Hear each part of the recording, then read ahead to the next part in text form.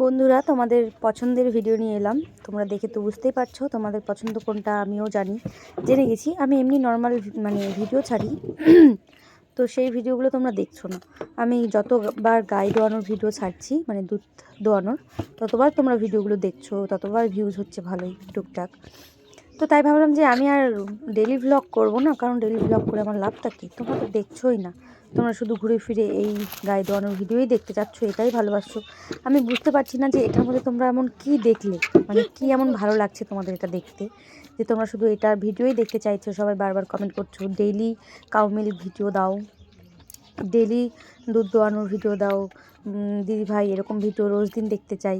মানে একই জিনিস তোমরা কেন রোজ দিন দেখতে চাইছো আমি জানি না, তবে তোমরা যেটা দেখবে আমি সেটাই তোমাদেরকে দেওয়ার চেষ্টা করব। তো সেই জন্যই আমি সেই টাইপের ভিডিওই তোমাদেরকে বানিয়ে আমি শেয়ার করছি। তো যাই হোক, এই ভিডিওটা কেমন লাগলো অবশ্যই কিন্তু একটা কমেন্ট করবে, আর তোমাদের কমেন্টগুলো পড়তে আমার কিন্তু ভীষণ ভালো লাগে। তো কমেন্টের আমি কিন্তু অনেকের রিপ্লাইও দিই, থ্যাংক ইউ বলি, তোমরা কিন্তু জানো।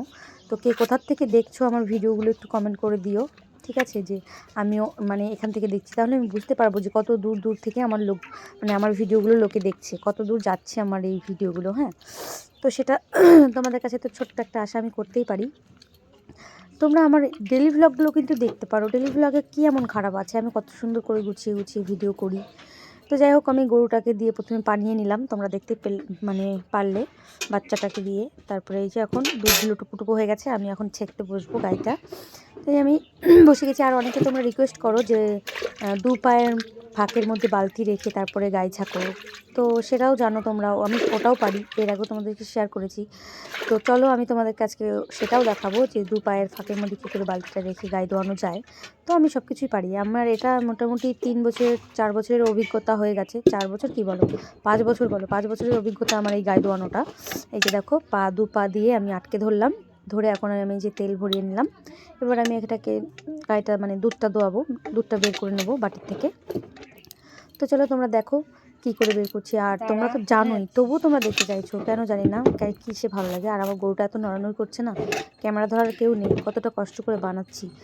তোমরা রেগুলার দেখতে চাচ্ছ, ক্যামেরার কোয়ালিটিটাও এখানে খারাপ, কারণ অন্ধকার জায়গা, গোয়ালের মধ্যে, আমাদের গরু ঘর যে আছে, গরু ঘরের মধ্যে অন্ধকার জায়গা, সেই জন্য না এরকম ফ্যাকাশে ফ্যাকাশে দেখায়। এবার যদি কেউ বাইরে থেকে ক্যামেরাটা করে দেয় তাহলে কিন্তু দেখতে সুন্দর লাগবে, ক্যামেরাটা একদম চকচকা আসবে। কিন্তু কী করব, যদি ক্যামেরাম্যান না পাই, তো বলে না যদি তোর ডাক শুনে কেউ না আসে তবে একলা চলো রে। তো আমার ব্যাপারটাও সেরকম, আমার ভিডিও করতে কেউ সেরকম আসে না, বাট আমি কাকেও বা বলবো ভিডিও করার জন্য, সেই জন্য আমি নিজের ভিডিও নিজেই করে নিই যেমনভাবে পারি। কোয়ালিটি খারাপ হোক তবুও, তবে কোয়ালিটি যদি ভালো হয় তাহলে তোমরা আরও বেশি দেখবে, কিন্তু কী করবো। তো চলো এইভাবেই আমি গাই ছেঁকে নিচ্ছি, পুরো দুধটা বের করে নেব। শুধু একবারে তো হয় না, দুবার করে দোয়াতে হয়, বাছুরকে আবারও বের করে খাওয়াতে হয়, ছেড়ে দিয়ে বাছুরকে দুধ খাওয়াতে হয়। তো এর আগের ভিডিওগুলো দেখিনি, যে তোমরা অনেকটাই ভালোবাসা দিয়েছো, সবাইকে অসংখ্য ধন্যবাদ। সবাই আমার পাশে থেকে আমাকে সাপোর্ট করো। আর তোমরা কি সত্যি ডেলি এই ভিডিও দেখতে চাও, আমার ভয়েস দিয়ে দেখতে চাও, না ভয়েস ছাড়া দেখতে চাও, সেটাও একটু জানিও।